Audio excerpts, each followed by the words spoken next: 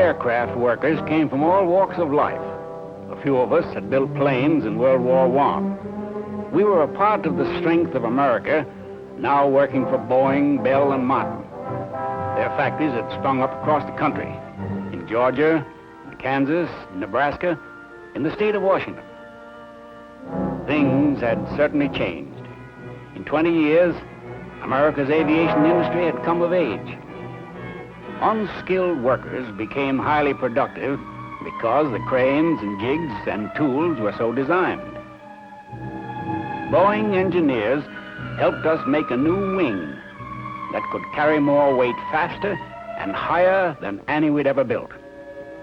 In each plane, there were 55,000 numbered parts. Thousands of miles of wiring, 1 million rivets. From its transparent nose to its tail, this was a complicated machine. Nevertheless, the Air Force ordered the assemblies like pieces for a giant jigsaw puzzle. By December, only 4 months after the President's promise, we put together 35 Superforts. Then, every hour of every day, identical miracles of modern machinery were brought together. We workers witnessed an inspiring sight, a welding of vision and reality, of free men and their need for peace, of national defense and American industry. Building the Superfort was the climax in the history of man's conquest of the air.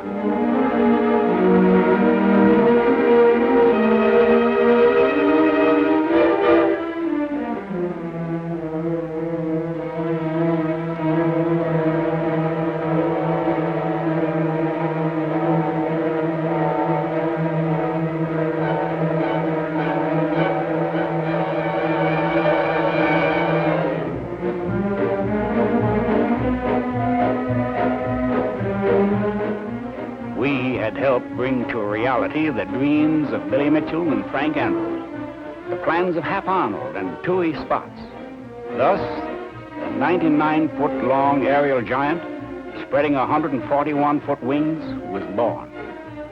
By the end of January, 142 Superforts were accepted. 3/4 of America's promise, and our pipelines were full. Here were 65 tons of fighting fury, the biggest, fastest, and most powerful bomber in the world. Now our sons and brothers could take the B-29 to war.